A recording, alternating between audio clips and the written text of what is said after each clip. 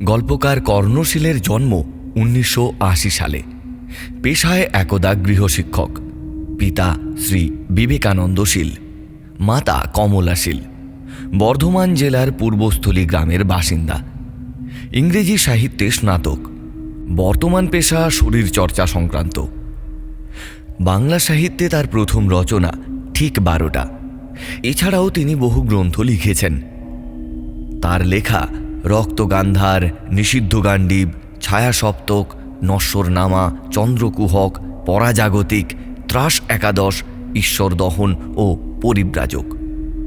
আন্তর্জাতিক বইমেলা 2024-এ লেখকের ঐতিহাসিক উপন্যাস সংকলন ভাগীরথী ও বাগমতী প্রকাশিত হতে চলেছে একলব্য প্রকাশনী থেকে। এছাড়াও লিখেছেন আনন্দমেলা, শারদীয়া শুকতারা, কিশোর ভারতী, জয়ঢাক, শারদীয়া কচিপাতা, শারদীয়া বইচই ইত্যাদি পত্রিকায়। তাঁর লেখা অজস্র গল্প বিভিন্ন পডকাস্ট ও ইউটিউব চ্যানেলে অডিও রূপান্তরও পেয়েছে। লেখকের সৃষ্ট চরিত্রগুলোর মধ্যে ভুবন ঠাকুর, ঘণ্টু মামা ও আদিত্য ভদ্র পাঠক শ্রোতামহলে বিশেষ রূপে সমাদৃত হয়েছে। আজ আপনাদের জন্য সেই কর্ণশীলের লেখা আমাদের গপ্প। চলুন তাহলে সরাসরি চলে যাই ঝড়কেতকীর তীরে।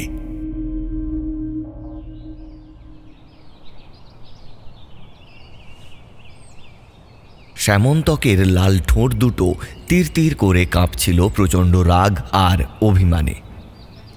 চোখের কোল বেয়ে নোনা জল গড়িয়ে পড়ছিল দরদর করে।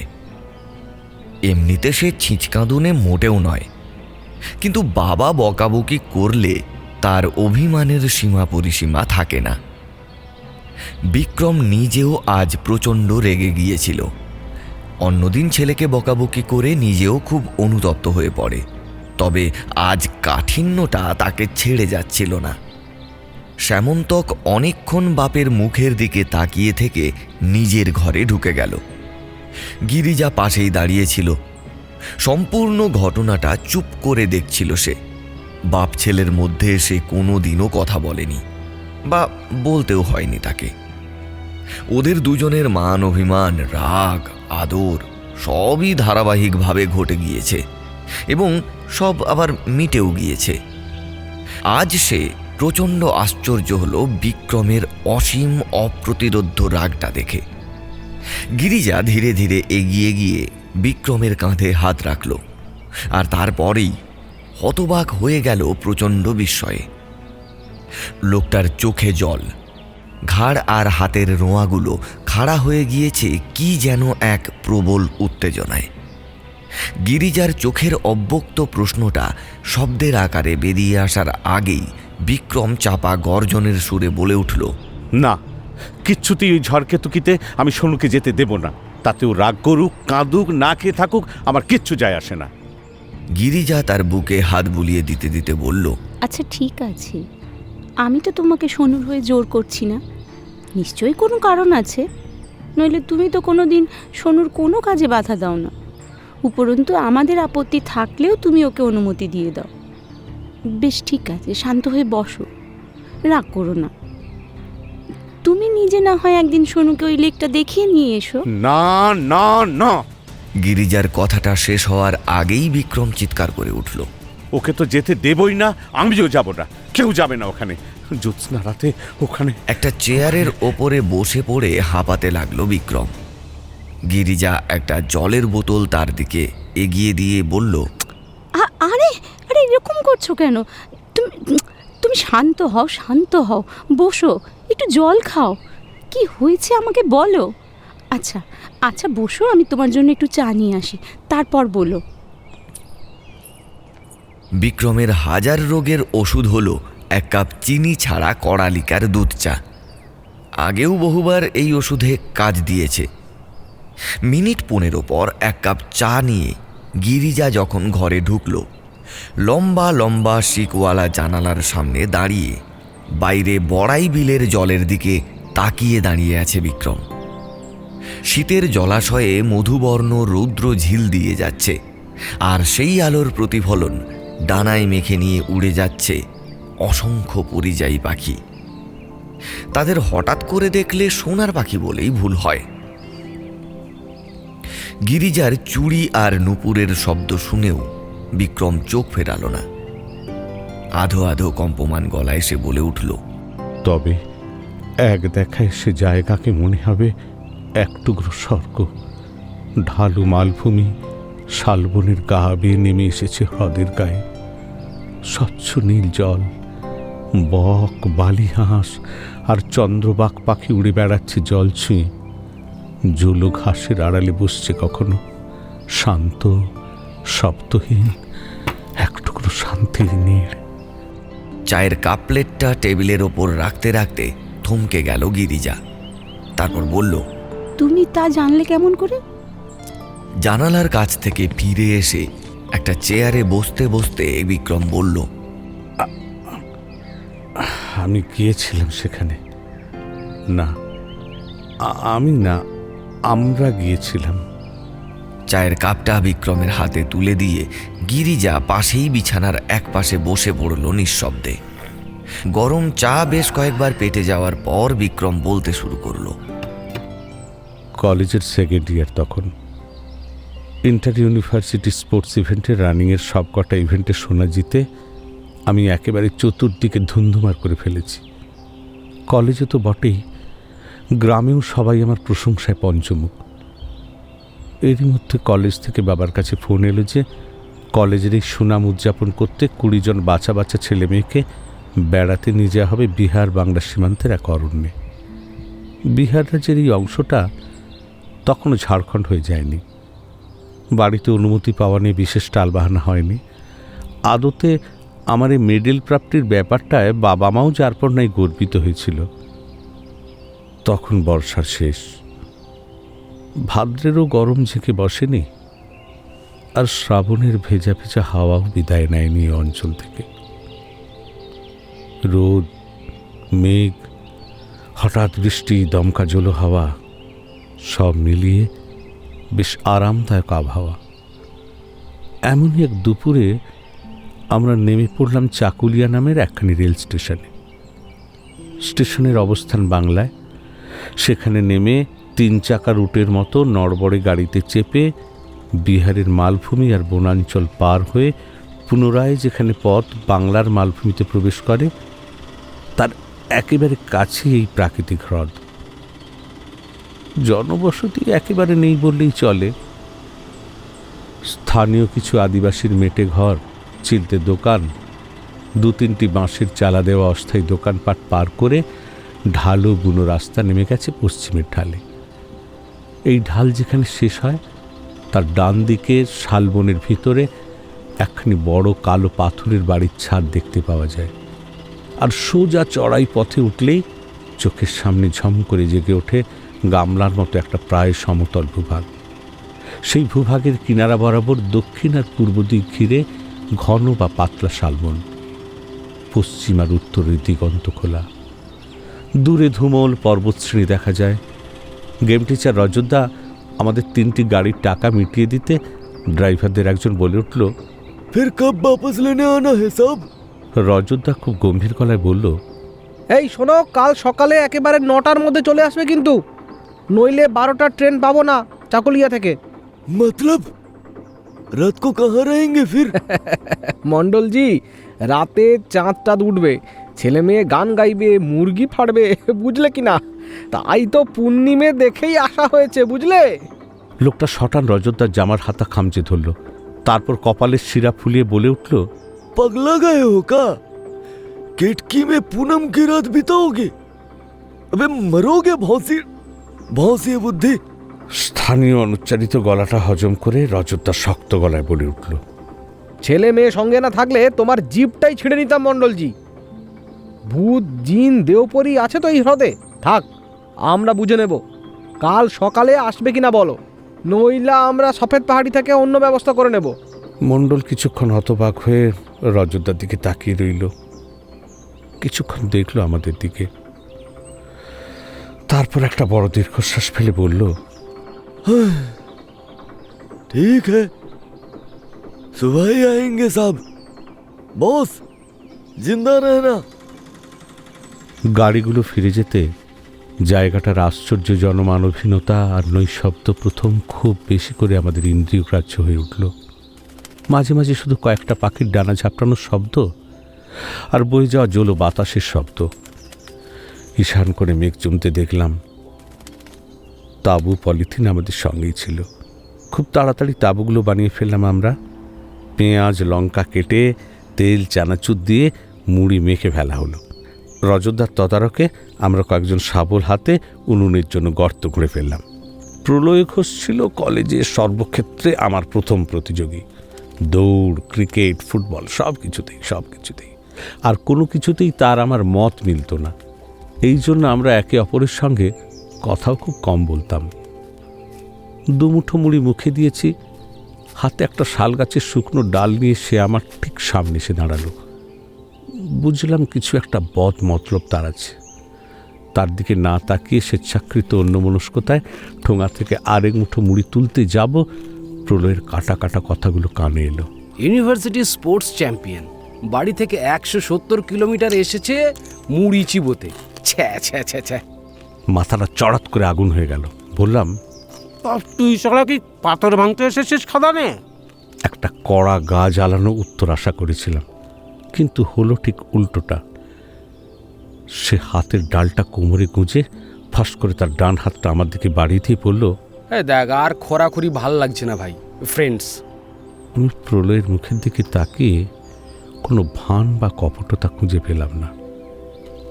তবুও বললাম, হঠাৎ কোনোদিন আমাকে হারাতে পারবি না উপলব্ধি হয়ে গেছে নাকি? প্রলয় হাসল। তারপর আমার হাতটা সরাসরি ধরে নিয়ে বলল, হ্যাঁ ভাই, তুই সেরা। আর সেরার বন্ধু হতে কে না চায়? এসো বন্ধু। আমি যে বেশি রূঢ় ব্যবহার করে ফেলেছি বুঝতে পেরে তার হাত টেনে বুকে জড়িয়ে ধরলাম। হ্রদের উপরে উড়ে বেড়ানো পাখির সংখ্যা বেড়েছে। কালো মেঘ আরও উঠে এসেছে দিগন্ত ছেড়ে। কালো মেঘের গায়ে সাদা পক্ষীকুলের উড়ান। আমার হাত ছেড়ে দিয়ে প্রলয় বলল, দেখছিস বিক্রম, এক পাখি ছাড়া আর অন্য কোনো প্রাণী নেই এখানে, পোকামাকড়ও নেই। আমিও ব্যাপারটা লক্ষ্য করেছিলাম মনের গভীরে, কিন্তু স্পষ্ট করে বুঝে উঠতে পারিনি। মোহগ্রস্তের মতো উড়ন্ত পাখিগুলোর দিকে তাকিয়েছিলাম। প্রলয়ের ফিসফিসে গলা কানে এলো। ঢোকার মুখে ঢালের বাঁ দিকে একটা কালো বাড়ি দেখেছিলি বিক্রম? আমি অবাক হয়ে বললাম, তুইও খেয়াল করেছিস? আরে হ্যাঁ, তোর আমার দেখাশোনা তো কাছাকাছি, ওই একটু এগিয়ে পিছিয়ে আর কি, ফার্স্ট আর সেকেন্ডের মতো। আবার শুরু করলি তুই? আরে পাগলা, ইয়ার্কিটাও বুঝবি না নাকি? আমাকে চুপ করে থাকতে দেখে সে আবার বলল, চল যাবি, দেখে আসি কি আছে ওখানে। ইচ্ছেটা আমারও মনে উদিত হয়েছিল। সঙ্গীর অভাবেই হোক বা রজতদার বকুনির ভয়ে চিন্তাকে কার্যে রূপান্তরিত করা হয়নি। আমাদের সঙ্গে আসা অন্য ছেলেমেয়েরা সবজি কাটাকুটি করছে, শালবনে বা হ্রদের তীর বরাবর হাঁটাহাঁটি করছে কেউ কেউ। রজতা পকেটে হাত দিয়ে পায়চারি করতে করতে বারবার মেঘের দিকে তাকাচ্ছিল উদ্বিগ্ন মুখে। আমরা তীরভূমি ছেড়ে ঢালের দিকে এগিয়ে যেতেই রজতার গলা কানে এলো, বিক্রম, প্রলয়, কোথায় যাচ্ছিস? প্রলয় হাত তুলল। এই তো স্যার, ঢালের নিচেই, চলে আসবো এক্ষুনি। কি চললি ফুঁকতে? আমরা উত্তর না দিয়ে চলে এলাম। ঢালের নিচটা শালবনের অন্ধকার আরও ঘন হয়েছে। লালচে কালো পাথুরে মাটি থেকে মৃদু রাসায়নিক গন্ধ উঠে আসছে। প্রলয় হাত দুটো ঘষতে ঘষতে বলল, এখন ঝেড়ে বৃষ্টি হয়ে যাক, রাতে চাঁদ দেখা যাবে, তাহলে আকাশ পরিষ্কার থাকবে তখন। আরে ছাগল, সব কাদা হয়ে থাকলে কোথা থেকে চাঁদ দেখবি? তাঁবুর পর্দা কেটে। কালো পাথরের বাড়িটার সামনে পৌঁছতেও অবশ্য বৃষ্টি নামল না। কালো বাড়ির দেয়ালগুলো থেকে যেন অন্ধকারের একটা শিথিল নীরব বাষ্প উঠে এসে পারিপার্শ্বিক আরও কালো করে তুলেছে। বাড়িটার কোনো উঠোন বা বারান্দা নেই। শালবন যেখানে শেষ হয়েছে, একটা পলাশ গাছের গোড়া থেকেই শুরু হয়েছে সেটার সম্মুখ ভাগের দরজা। প্রলয় কোমরে হাত দিয়ে বলল, কেমন বাড়ি রে ভাই, মনে হচ্ছে কেউ যেন রাতারাতি বসিয়ে দিয়ে গেছে। পরিত্যক্ত বাড়ির যেসব লক্ষণ দেখা যায়, যেমন পশু বিষ্ঠা, কাঠকুটো, তেমন কিছুই নেই। শুধুমাত্র অনেক সাদা আর একটা দুটো কালো রঙের পাখির পালক দেখা যায় ইতিউতি। বাড়ির ভেতরটা আরও অদ্ভুত। পুরো বাড়িটাই একটা মাত্র প্রশস্ত ঘর দিয়ে তৈরি। উজ্জ্বল ঝকঝকে পাথরের দেওয়াল, দেওয়ালের গায়ে পাথর কেটে বানানো অদ্ভুত সব সুন্দর ছবি। আমি প্রলয়কে বললাম, এই এই প্রলয়, চল বেরিয়ে যাই, চল। আমার ভালো লাগছিল না। বাংলা বিহার সীমান্তের এই অরণ্য দেহাতে এমন কালো পাথরের বাড়ি, তার দেওয়ালে গ্রিকো রোমান চিত্রকলা, আমার মনে এক অদ্ভুত ছ্যাঁকছ্যাঁকে অস্বস্তির জন্ম দিচ্ছিল প্রতি মুহূর্তে। আমার কথা শুনে প্রলয় মহাবিষ্ট গলায় বলল, কেন? বেশ লাগছে তো রে, বেশ ঝকঝকে তকতকে ঘর, এমন সব ছবি। আরে রাতে তো এখানে এসেই থাকা যায় রে। আমার শ্বাস প্রশ্বাস দ্রুত হয়ে আসছিল। আমি প্রলয়ের কাঁধের কাছটা খামচে ধরে বললাম, না যায় না। তাহলে কি এতদিন ঘরটা ফাঁকা পড়ে থাকতো? দেহাতিরা না হয় ভয় আসে না, কিন্তু আমাদের মতো যারা পিকনিক করতে আসে এখানে, তারাও তো আসতো। আর তারা যদি আসতো তাহলে প্লাস্টিক, কাগজের কাপ, নোংরা ছড়িয়ে ছিটিয়ে এখানে ওখানে পড়ে থাকতো। এই শোন শোন শোন, দেখ এটা আমাদের জন্য নয় প্রলয়, চল এখান থেকে, এখনই চল, আমরা পালিয়ে যাই এখান থেকে। প্রলয়ের কাঁধ ধরে টানতেই বুঝলাম এই সুযোগটার অপেক্ষা প্রলয় করছিল। আমার ডান পাঁজরে একটা মোক্ষম খুশি মারল সে। মুহূর্তের জন্য চোখটা অন্ধকার হয়ে গেল। শুনলাম হিস হিস করে সে বলছে, শালা গায়ে হাত দিচ্ছিস কাকে বে? বহুত নখরা সহ্য করেছি তোর, আর না।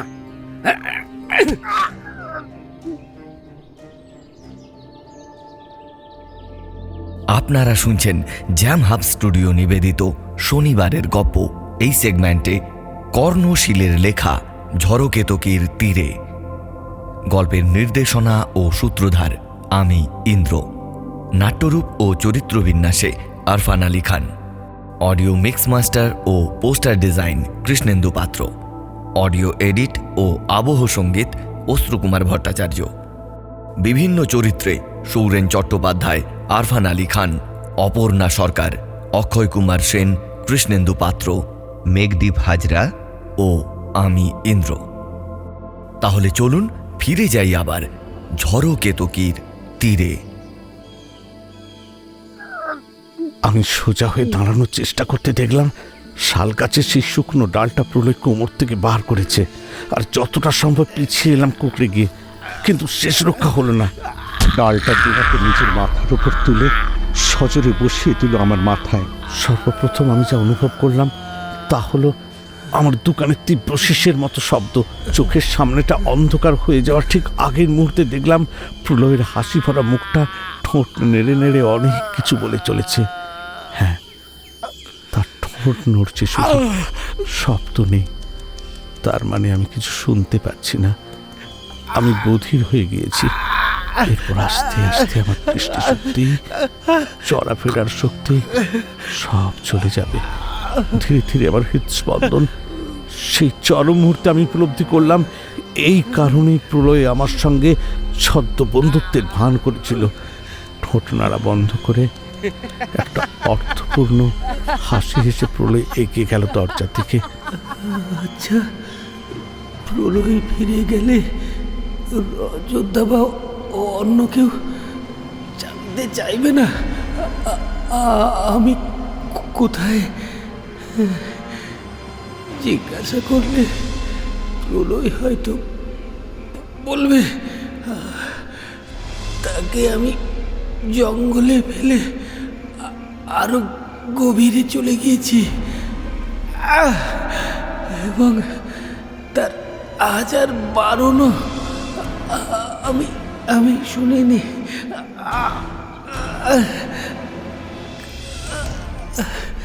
কপাঠিন পাথরের দরজা পার হয়ে প্রলয় চলে গেল। আর তারপর এই দরজা দিয়ে দেখতে পাওয়া অরণ্যের ঘন সবুজ রং ধীরে ধীরে মুছে গেল আমার চোখ থেকে। সংজ্ঞাহীন বা ঘুমন্ত অবস্থায় সময়ের বোধ থাকে না। চোখ খুলেই প্রথম যা বুঝলাম তা হলো অরণ্যে ভরাট চাঁদ উঠেছে। দরজার দিকে মুখ করে পড়েছিলাম, আর দরজার সেই পরিসর এখন জ্যোৎস্না বনে মাখামাখি হয়ে দাঁড়িয়ে আছে। পূর্ব দিগন্তে থালার মতো চাঁদ দেখতে পাওয়া যাচ্ছে কয়েকটি লম্বাটে গাছের গুড়ির ফাঁক দিয়ে। বহু কষ্টে শরীরটাকে টেনে তুলতে গিয়েও আমি পড়ে গেলাম, কিন্তু আমি মনের গভীরে খুব নিশ্চিতভাবে জানি এখান থেকে আমাকে পালাতে হবে। হয়তো প্রলয়ের সামনেই পড়তে হবে রাস্তায়, কিন্তু তাই সই। এই ঘরের আপাত নিরাপদ আশ্রয়ে এমন কিছু আছে তার যে বাইরের জগতে পৌঁছে মরে যাওয়াও শ্রেয়। ঠান্ডা মেঝের উপর দিয়ে শরীরটাকে ঘষতে ঘষতে দরজার দিকে নিয়ে চললাম। দেওয়ালের ভরে বোধহয় উঠে দাঁড়াতে পারবো। দরজার বাইরে জ্যোৎস্নায় তখন সদ্যজাত সন্ধ্যার গাঢ় রং লাগছে ধীরে ধীরে। দেওয়ালে ভর দিয়ে শরীরটাকে উপর দিকে তুলে আনতে গিয়ে মাথার ভিতরটা অসহ্য যন্ত্রণায় ফেটে পড়তে চাইল। একই সঙ্গে ডান পাঁজরটাও চিনচিন করে উঠল। চোয়াল শক্ত করে আমি উঠে দাঁড়ালাম। কানে তখনও তালা ধরে আছে। সামনে গাছের পাতা নড়ছে, অর্থাৎ বাতাসও বলছে, কিন্তু কোনো শব্দ আমি শুনতে পাচ্ছি না। প্রচন্ড রাগে, দুর্বিষহ অসহায়তায় আমি চিৎকার করে উঠলাম। শব্দহীন গলার শিরা যেন ছিঁড়ে গেল, কিন্তু নিজের আর্তনাদের শব্দ আমি শুনতে পাইনি। আবার প্রচন্ড চিৎকার করে উঠতে যাব, আকস্মিক ঘরের মধ্যে এমন একটা পরিবর্তন ঘটল যে আমার আর্তনাদ গলার ভিতরেই আটকে গেল। আমি জানি আমার পিছনে ঘন অন্ধকারে ঘরখানি ডুবে রয়েছে, কিন্তু এই মুহূর্তে সম্পূর্ণ শব্দহীনভাবে ঘরটিতে অশেষ আলো প্রবেশ করেছে কেমন করে যেন। ঝটিতে ঘুরে দাঁড়ালাম, আর ঘুরে দাঁড়িয়ে দেওয়ালে ঠেস দিয়ে স্থান হয়ে গেলাম। হ্রদের দিকে দেওয়ালখানি এক আশ্চর্য জাদু বলে সম্পূর্ণ সরে গিয়েছে, আর সেই শূন্য স্থান দিয়ে বন্যার অপ্রতিরোধ্য জলের মতো ঢুকে এসেছে বাঁধ ভাঙা জ্যোৎস্না। না, জ্যোৎস্না শুধু নয়, জ্যোৎস্নায় ভর করেই যেন ঘরে প্রবেশ করেছে অনেকগুলি পাখি। সাদা পালকে ঝলসে উঠছে চাঁদের আলো, আর সেই সাদা আলোর বন্যার মধ্যে একখানি বিরাট কালো ডানাযুক্ত অবয়ব উড়ে এসেছে ঘরে। আমি নিঃশ্বাস নিতে ভুলে গিয়েছিলাম। পাখিদের নিঃশব্দ উড়ান, কালো পাখিটার জলজলে হলুদ চোখ, অপার্থিব জ্যোৎস্না, শরীরে অসহ্য যন্ত্রণা, সব মিলিয়ে আমার চেতনার অতলান্ত গভীরে একটা অতীন্দ্রিয় ভয় জন্ম নিচ্ছিল। এই পাখিরা কি এই বিশ্বেরই পাখি? এই পাথরের ঘরখানি তবে তাদেরই আবাস? আমার বিস্ময়ের আরো বাকি ছিল তখন। সব কটি পাখি ঘরের মধ্যে ঢুকে এলে এক এক করে তারা আছড়ে পড়তে লাগলো প্রস্তর নির্মিত মেঝের ওপরে। কালো জীবটি তখনও ভেসে আছে ছাদের কাছে। মেঝেতে আছাড় খেয়ে যখন পাখিগুলো উঠে দাঁড়ালো, তাদের বিভৎস রূপ দেখে আমি আঁতকে উঠলাম। তাদের দেহটা নগ্ন নারী দেহ, কিন্তু চাঁদের আলোয় সে দেহের ফ্যাকাশের রক্তহীন চামড়া, পাখি ওটা শিরা উপশিরা স্পষ্ট বুঝতে পারা যাচ্ছে। অস্থিসার কাঁধের উপর দিয়ে দেখা যাচ্ছে বিরাট বিরাট ধাতব ধারালো ডানা, যাদের প্রতিটি পালকে ঝলসে উঠছে জ্যোৎস্নার চমক। কিন্তু সবচেয়ে বিভৎস হলো তাদের মুখ। কিন্তু ও কি সত্যি মুখ? শীর্ণ লিকলিকে, ঘাড়ে উপরে চ্যাটালো কুলোর মতো অবতল একটা মাংসপিণ্ড, আর তাতে মুখের একটা ছিদ্র ছাড়া আর কিচ্ছু নেই। নাক, চোখ, কান, কিচ্ছু না, কিচ্ছু না। বিভৎস ঘৃণ্য মুখগুলো দেখে আমার পেটের ভিতরটা গুলিয়ে উঠল। হাত পা থরথর করে কাঁপছিল আতঙ্কে, দৌড়বল্লে। হঠাৎ দেখলাম সেই বিশাল কালো ওয়েবটার মধ্যে একটা অদ্ভুত কম্পন শুরু হলো। সে সুর এ বিশ্বের কোনো চেনা কম্পন নয়, তা আমি হলফ করে বলতে পারি।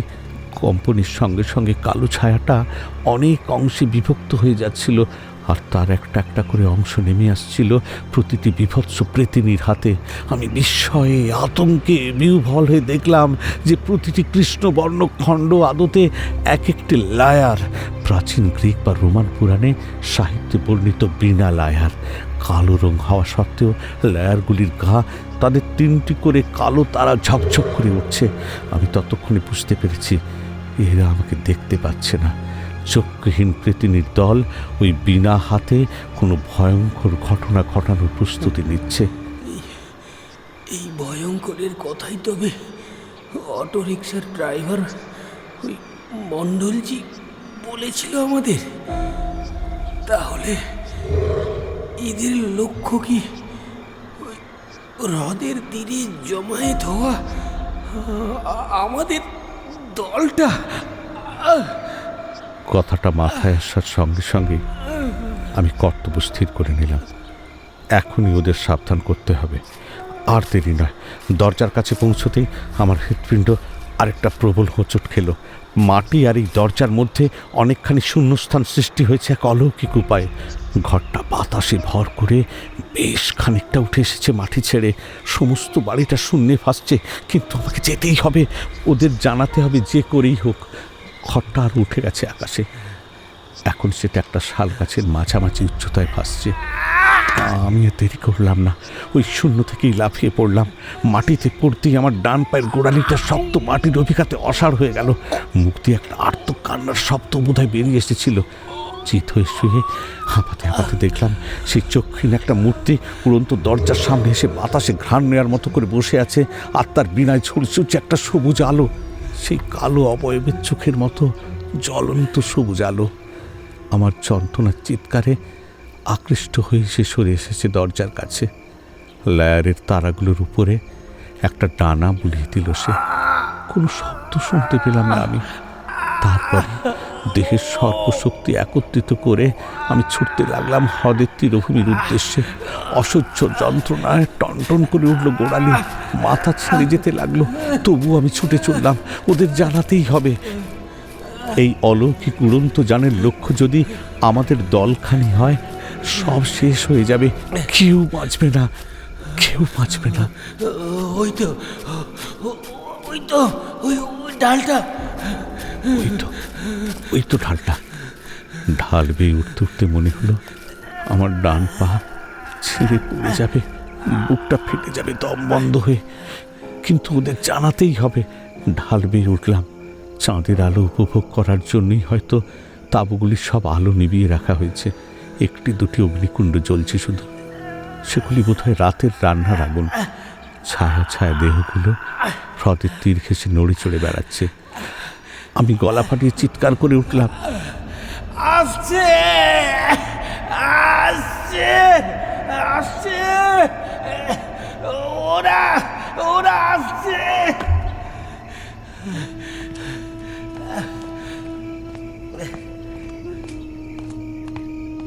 আমার চিৎকার আমি নিজে শুনতে না পেলেও ওরা শুনতে পেল। রজতা বা বন্ধুরা হয়তো কিছু বলল, আমি তা শুনতে পেলাম না।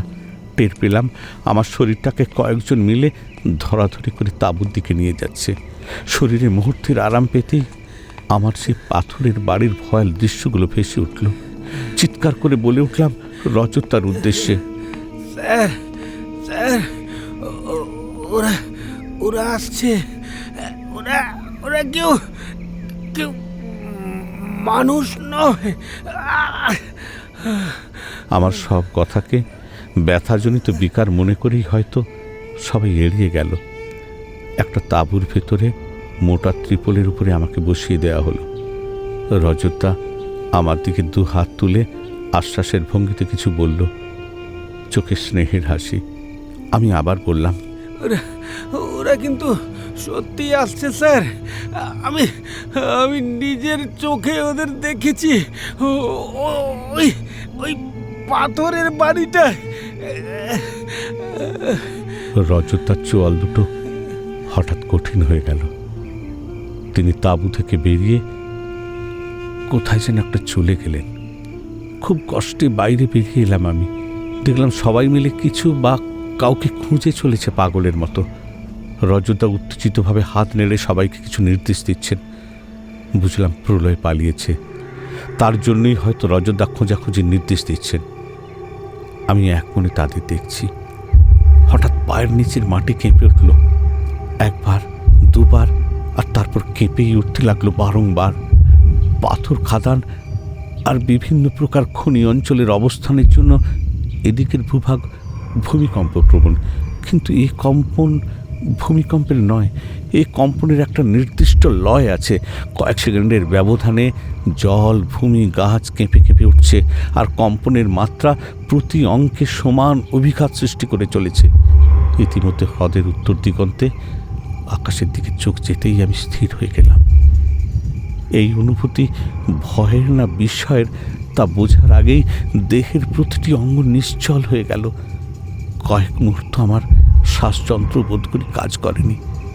বনভূমি আর ডুংরির মাঝে আকাশের শূন্যস্থানে ভেসে আছে সেই ভয়াবহ কৃষ্ণপ্রস্তরের বাড়িখানি, আর ধপধপে জ্যোৎস্নায় সেই কালো রং যেন আরও সুস্পষ্ট হয়ে উঠেছে। এবার আমি সে নিরবিচ্ছিন্ন কম্পনের উৎস বুঝতে পারলাম। ওই বাড়িটি থেকেই এই সমবেত তরঙ্গমালা ছুটে এসে কাঁপিয়ে দিচ্ছে চরাচর। ধীরে ধীরে বাড়িটি জলতলের উপরে নেমে এলো। অপার বিস্ময়ে আমি দেখলাম অমন ভারী পাথরের অবয়বটি হ্রদের জলে একটু ডুবে না গিয়ে ভেসে রইল অবলীলায়। ততক্ষণে আমাদের দলের সবাই ঘুরে দাঁড়িয়েছে কালো অবয়বটার দিকে মুখ করে। তাদের একটাও অঙ্গ নড়াচড়া করছে না। চিত্রাকৃতের মতো তারা এক দৃষ্টি তাকিয়ে আছে অলৌকিক যানটির দিকে। সন্ধ্যায় দেখা সেই নিঃশব্দ দেওয়ালটির মতো একটা দেওয়াল সরে এলো এক পাশে। একটা কালো হাঁ মুখের মতো বাড়িটা তীরভূমির মানুষগুলোর জন্য অপেক্ষা করতে লাগলো। এবার এক এক করে বিভৎস প্রেতিনী মূর্তিগুলি বেরিয়ে এলো বাড়িটির ভেতর থেকে। তাদের প্রত্যেকের হাতে সেই কালো বীণা, আর প্রতিটি বীণার মধ্যে ঝলসে উঠেছে একটি করে সবুজ বিন্দু। আমি এই নিঃশব্দ দৃশ্য দেখে কাঁপতে কাঁপতে সোদা মাটির উপরে বসে পড়লাম। বুঝতে পারলাম আমার জ্বর আসছে। ঘোর লাগা চোখে দেখলাম রজতার লম্বা দেহটা জলের একেবারে কিনারায় গিয়ে দাঁড়িয়েছে। রান্নার আগুন, বৈদ্যুতিক আলো সব নিভে গিয়েছে ততক্ষণে। হ্রদ, ডুংরি, বনভূমির গায়ে ছড়িয়ে আছে এক ভীতকর লাল জ্যোৎস্না। একটা ব্যাপার লক্ষ্য করে আমি আরও আশ্চর্য হলাম। এই অলৌকিক উপস্থিতিতে আমি যেমন হাত পা নাড়াতে পারছি, ভয়ে মুখ ঢেকে ফেলতে পারছি, বা প্রচণ্ড আগ্রহে ঢাকা মুখ উন্মোচিত করতে পারছি, অন্যেরা তা পারছে না। তারা নিশ্চল নিষ্পন্দ হয়ে গেছে। তবে সবই কি ওই তরঙ্গের ফল? তাই যদি হবে, এর প্রভাব আমার উপরে নেই কেন? কথাটা মনে পড়তেই আমার মনে একটা আকস্মিক সাহসের সৃষ্টি হলো। আমি খুব সাবধানে এগিয়ে চললাম দলটার দিকে। রজতা আমার দিকে পিছন ফিরে দাঁড়িয়ে আছে। তার পিঠ, ঘাড় আর মাথার পিছনের অংশেই শুধু দেখতে পাচ্ছি আমি, আর দেখতে পাচ্ছি অন্যদের মুখের এক পাশ, কারো কাঁধ, কারো উড়ন্ত চুল। আমি কাঁপা কাঁপা হাত বাড়িয়ে পাথরের মতো নিশ্চল রজতদার ডান হাতটা ধরলাম। উফ, কি ঠান্ডা সে হাত! একটা মানুষ 5 বার মরে গেলে যেন এমন অনুভূতি হয় তার হাত ধরে। আমি খুব নিচু গলায় ডাকলাম, স্যার, স্যার, সরে আসুন, সরে আসুন, সবাইকে নিয়ে সরে আসুন, সরে আসুন, আপনি সবাইকে নিয়ে। বেশ কিছুক্ষণ রজতদার মধ্যে কোনো নড়াচড়া দেখতে পেলাম না। একটা প্রেতিনী মূর্তি ভাসমান জাত থেকে নেমে এসেছে জলের উপরে, হেঁটে আসছে তীরভূমির দিকে। কম্পন তীব্রতর হয়েছে আরও। বুকের ভেতরে হৃৎপিণ্ডের দেওয়ালে তার প্রচণ্ড অভিঘাত টের পাচ্ছি আমি। হঠাৎ রজতদা মুখ ঘুরিয়ে দাঁড়ালো আমার দিকে। তার মুখের উপরে চোখ পড়তেই আমার গলা থেকে একটা দম বন্ধ করা গোঙানি বেরিয়ে এলো। আমি কাকে দেখছি? মুখের চামড়াগুলো নবদ্বীপের বৃদ্ধির মতো ঝুলে পড়েছে গলা অবধি। চোখের মনি গলে গাল বেয়ে নেমে আসছে ঝকঝকে সাদা তরলের মতো। প্রবল দুঃখ আর ভয়ে আমি কেঁদে উঠলাম। কি হয়েছে? কি হয়েছে স্যার আপনার? এখনই এখনই চলুন এখান থেকে, চলুন চলুন এখনই চলুন এখান থেকে। রজতার মুখে একটা হাসি ফুটে উঠল, সেই স্নেহ মাখা নরম হাসি। তারপর দূরের দিকে হাত দেখিয়ে সে আমাকে ইশারা করলো দূরে, অনেক দূরে চলে যেতে। রক্ত চাঁদের রক্তিম আলোতে রজতার ঘাড়ের উপরে সেই প্রেতিনী মূর্তির মুখ ভেসে উঠল। ছোট্ট ছিদ্রের মতো মুখটা খুলে গেল এবার। ছোট ঠোঁট দুটোকে শুরু করে সে বাতাস শুষে নেওয়ার ভঙ্গিতে রজতার মাথার উপরে স্থাপন করল। রজতার মুখের চামড়াগুলো প্রথমে প্রবল টানে প্রেতিনীর মুখের দিকে দুমড়ে গেল। চোখ, কান, নাক উঠে এলো কপালের কাছে। মুখে সেই স্নেহময় হাসি আরেকবার দেখলাম, শেষবারের মতো। তারপরে মুখের চামড়াগুলো ছিঁড়ে ঢুকে প্রেতিনীর হাঁ মুখের মধ্যে। একে একে সম্পূর্ণ দেহের চামড়া, মাংস, পেশি, শিরা, উপশিরা প্রচণ্ড আকর্ষণে ছুটে চলল প্রেতিনীর মুখের দিকে। আতঙ্কের চরম সীমানায় দাঁড়িয়ে আমি দেখলাম সেই জানের খোলা পরিসরে সবকটি প্রেতিনী উঠে দাঁড়িয়েছে। আমার চোখের সামনে শুরু হয়েছে প্রবল এক নিঃশব্দ ঝড়। প্রবল বেগে দুলে দুলে উঠছে শালমহলের বন। হ্রদের জল ক্রুদ্ধ সাপের মতো বারবার ছুটে আসছে তীরের দিকে, আবার পিছিয়ে যাচ্ছে। সবকটি দেহ এবার ঝাঁপিয়ে পড়ল আমার দলের বাকি শরীরগুলির উপরে।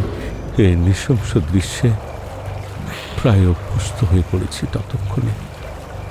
আমার চোখের সামনে রক্ত, মাংস, মজ্জার স্তূপ অদৃশ্য হয়ে যাচ্ছে রাক্ষসীদের হাঁ মুখের মধ্যে।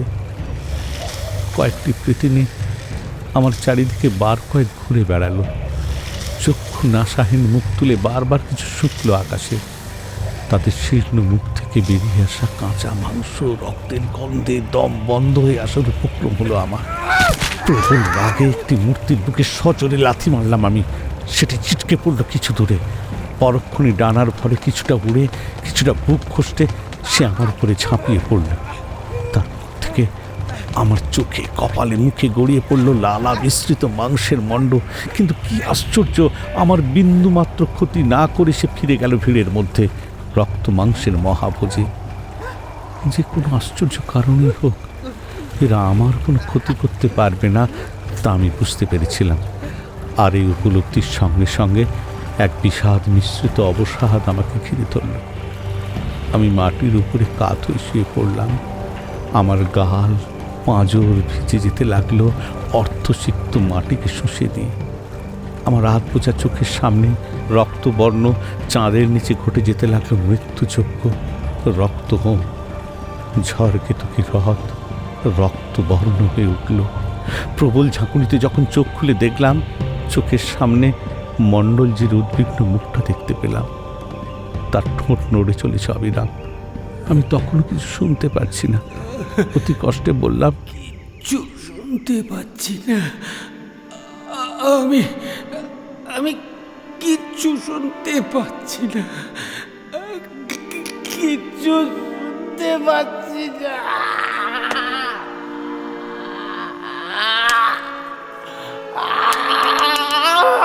কিচ্ছু শুনতে পাচ্ছি না। ফেরার পথে আমি আরেকবার সেই ঢালের পাশে পাথরের বাড়িটা খুঁজতে গিয়েছিলাম।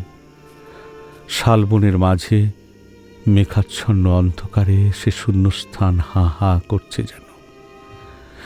একটা বিরাট কালো গহর পড়ে আছে, প্রেতিনীর মুখের মতো নিকষ কালো গহর। প্রলয়ের দেখা আর কোনোদিন পাইনি। সে কি ওই রাতে প্রেতিনীর পেটেই গিয়েছিল, না বন পাহাড়ে হারিয়ে গিয়েছিল, বলতে পারি না। বিক্রম থামার পর গিরিজা জিজ্ঞেস করল, তোমার কান ঠিক হলো কবে? অনেক দিন পর। তবে এখনো মাঝে মাঝে অসুবিধে হয় নিচু গলার কথা শুনতে। আরও বয়স হলে হয়তো বধিরই হয়ে যাব। একটা দীর্ঘশ্বাস ফেলে উঠে দাঁড়ালো গিরিজা। তারপর বলল, বসো, তোমার জন্য আরেক কাপ চা নিয়ে আসি। দাও। সোনুকে জিজ্ঞাসা করো কফি খাবে কিনা। ঘাড় নেড়ে গিরিজা চলে গেল শ্যামন্তকের ঘরের দিকে। বিক্রম জানালার দিকে এগিয়ে গেল। ওই পরিসর দিয়ে বড়াই বিল দেখতে তার বড় ভালো লাগে। জানালার শিক ধরে সবে সে দাঁড়িয়েছে। হঠাৎ গিরিজার আর্তচিৎকারে তার বুকের ভেতরটা মুহূর্তে ফালা ফালা হয়ে গেল। ঘুরে দাঁড়াতেই সে দেখল শ্যামন্তকের ঘরের দরজায় গিরিজা দাঁড়িয়ে আছে। তার হাঁটু দুটো থরথর করে কাঁপছে। দেখি দেখি। চোখে জল আর হাতে একটা কাগজ ধরা। বিক্রম দ্রুত পায়ে তার কাছে এগিয়ে গিয়ে কাগজটা হাতে নিল। তাতে বড় বড় অক্ষরে লেখা রয়েছে কয়েকটা লাইন, শ্যামন্তকের হাতে লেখা। বাবুইয়া চললাম। যে অলৌকিক জীবের মিথ প্রচলিত আছে ঝড়কেতুকে হ্রদ ঘিরে, তাদের বলা হয় সাইরেন। ওডিসিতেও এদের উল্লেখ আছে। ওডিসিতেই এদের হাত থেকে রক্ষা পাওয়ার উপায়ও লেখা আছে। এরা বীণা বা লায়ার বাজিয়ে তাদের শিকারকে সম্মোহিত করে আর তারপর তাদের হত্যা করে। এরা প্রায় নিজেদের ভাসমান প্রাসাদ নিয়ে দূর দূর দেশে শিকার করতে যায়, আর হাতে থাকে পাতালের রাজা স্বয়ং হেইডিসের হাড় দিয়ে তৈরি বীণা। তবে এদের বীণার সুর যদি কারোর কানে না প্রবেশ করে, তবে হাতের কাছে পেয়েও তার কোনো ক্ষতি করতে পারে না। ভয় পেও না, আমাদের সাউন্ড সিস্টেম যে ডেসিবেলে বাজবে তাতে উল্টে সাইরেনরাই টুকরো টুকরো হয়ে যাবে। সেই তুমি গল্প শুনিয়েছিলে না, পরীরা কেন আর আসে না, তেমনি সাইরেনরাও আর আসবে না। আর যদি আসেও, আমরা কানে হেডফোন দিয়ে ঝড়কেতুকির জলাভূমির আকাশে ভাসমান সাইরেনদের প্রাসাদ দেখব। টাটা, খুব তাড়াতাড়ি বাড়ি আসছি। তারপর আমি আর তুমি চুপি চুপি চরে এক রাতে কালো পরী দেখতে যাব। মাকে এত চুমু, তোমাকে একটাও না।